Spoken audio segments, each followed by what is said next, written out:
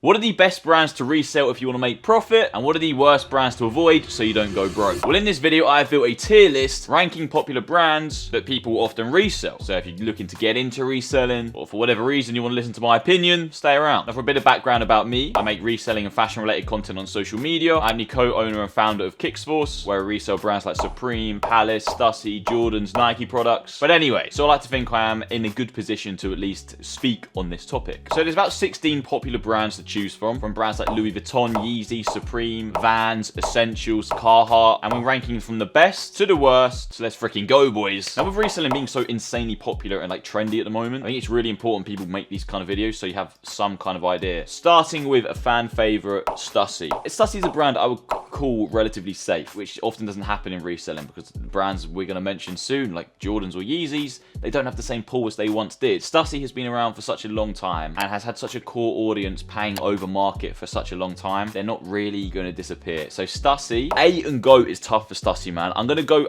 A for now, but I'm gonna give myself a round at the end to do any amendments because we're just getting started. So Stussy in A, it is a really good brand to start with. Loads of fakes around, so you do need to be careful. I would recommend with all brands learn how to legit check, but especially with Stussy because they have what feels like an infinite amount of size tags. If you're just getting into reselling, hop on Vinted, buy some Stussy tees for £25, clean them up, make sure they're legit, try selling them for 35 to 40. Next up, we have Ralph Lauren. Now, the internet will tell you Ralph Lauren is the best brand to resell right now because kids everywhere are using like the Vinted method and flipping stuff and buying and selling Ralph Lauren on Vinted, buying it overseas. What I would say about Ralph Lauren is it is really, really saturated right now. It is like Stussy in the sense it is never going to fall away, but they have a lot more individual hyped items. So, for example, a lot of Ralph Lauren products that people want are the puffer jackets. They have an amazing puffer jacket every winter, super hyped, super in demand. The one benefit about Ralph Lauren or reselling Ralph Lauren is that there is so much of it around. You can buy tees for around £4 or £5 on places like eBay and win them on bids on eBay and Vinted and places like that. But because they are so saturated, the margins are not massive. So you can probably sell like a Ralph Lauren t-shirt at like kind of 10 to 15 quid. I'm going B. Obviously, if you know what you're doing with that brand, you're killing it. But for the masses, B. Next up, Louis Vuitton. Retail for LV is really, really high. I probably wouldn't recommend reselling brand new Louis Vuitton because you need so much budget to get hold of it. The good side about Louis Vuitton is that the pre-love stuff is a lot cheaper. People do buy the pre-love stuff. I probably would put Louis Vuitton at C. Yeezys. Fucking hell. Kanye, what have you done to this fucking resale market, bro? A few years ago, or for context how popular and insane the Yeezy hype was, in 2018, one of my friends sold a range of his shoe collection that was mostly Adidas at the time. This shows how bad the downfall of Adidas has been. For about £1,000. So he had a credit of about £1,000 at a resale store, probably a little bit more, and he spent all of that on one pair of Yeezy 350 Zebras.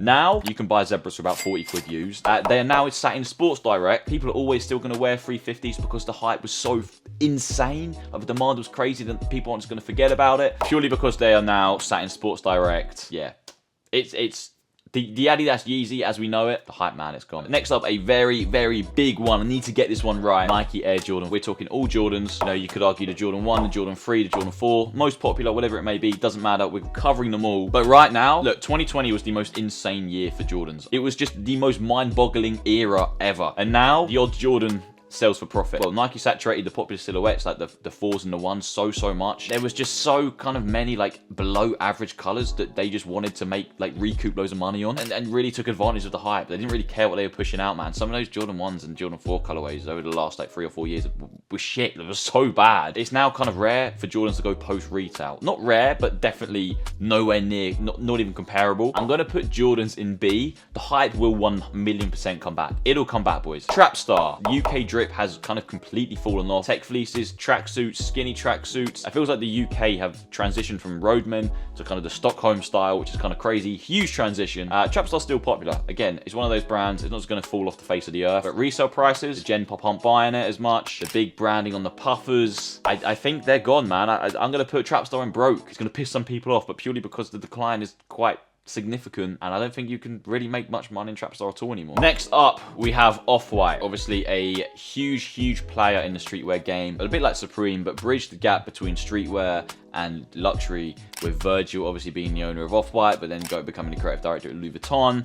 Saw some crazy stuff happen between those two brands. OffWhite now as a brand to resell and a profitable brand. How profitable is it? Not really as that great. It has quite a high retail. One of the reasons OffWhite has kind of fallen away a little bit is because when they were really popping off, like almost 10 years ago now, they had the iconic logo. People were it was logo fashion era, baby, but now it's definitely not that. For now, in terms of profit, I would avoid it. I think you can buy a few good bits pre-loved online, but the demand really isn't there. I don't see too many people wearing it. The 10 pack from 2017 still fly, not something you can resell too often, so I'm putting OffWhite in C. Next up, bizarrely, I've got Gymshark on here. Now, hear me out. Gymshark and brands like Bershka, Zara, shit like that, if you can find a way to source these for cheaper, like car boot sales and charity shops, they fucking fly online, man. People aren't just looking for hype brands. They want everyday brands for cheap because no one's got any money, especially in the UK. We're a bit fucked at the moment. Brands like Gymshark that are, and with everyone being into fitness at the moment, which is great, brands like Gymshark are really quite good options to grab a few bits from. I definitely wouldn't spend all your entire money and invest into Gymshark, but if you're charity shopping,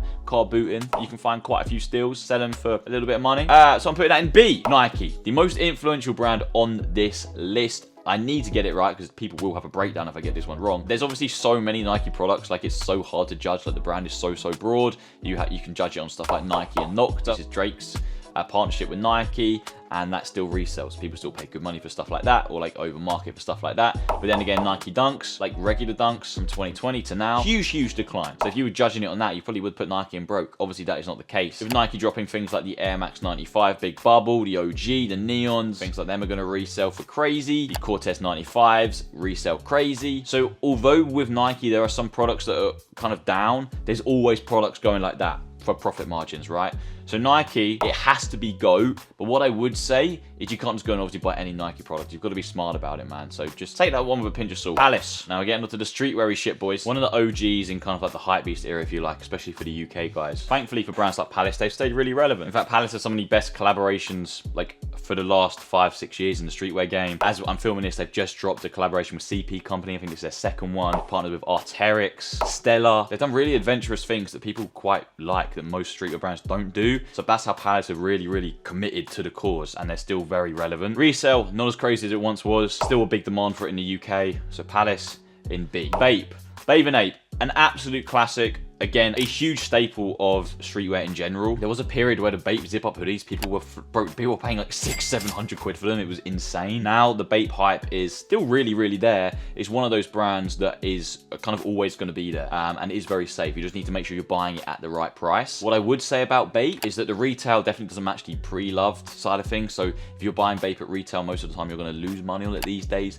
But what I was saying was that pre-loved Bape, used Bape, really good market for it. So if you're into the used stuff, it's good. I'm going to put Bape in, I'm going to put it in B. Supreme. Finally, bro. Finally. So, Supreme, been around for a long time. It's been popular way before the hypebeast era. But in kind of 2015 to 2019, maybe 2018, Supreme was the most hyped brand arguably on the entire planet. People paying crazy money for it, but now the hype has definitely gone down a little bit. But what they have done is they have actually changed what they're releasing. Like, they actually release better quality products now. People have noticed that. The hype for Supreme is still so bad. They recently released a collaboration with Umbro. The box logos don't fly as much anymore. You can buy Supreme straight off Vinted, Depop, from suppliers or whatever. You can buy it from Japan, wherever. There's quite a lot of it around now because it's been around for a long time. All of Supreme is desirable. That's what I love about it. Same as Stussy. All of it, the whole, fuck it doesn't matter what it is. There's always someone wanting to buy it. My bias is wanting to put it in GOAT, but I think I have to put it in A. So I'm going A. Fear of God Essentials. Jesus Christ. Where do we start with this brand? A huge trend. Again, lockdown maybe a little bit earlier as well. They have really fell away. They actually just released some interesting NBA collaboration with the NBA, which is pretty good. Fog Essentials.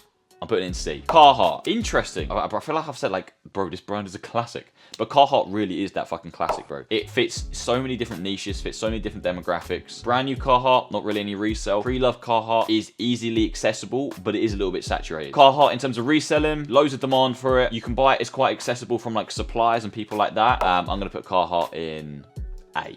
I genuinely believe Carheart in A. And finally, boys, to wrap it up, we have Vans. Broke. I don't think you can make any money in Vans unless you pick some like absolute steal up at the car boot sale. Ladies and gentlemen, the final results are going from worst to best. In broke tier, Yeezys, Trapstar, and Vans. In C tier, Louis Vuitton, OffWhite, and Fear of God Essentials.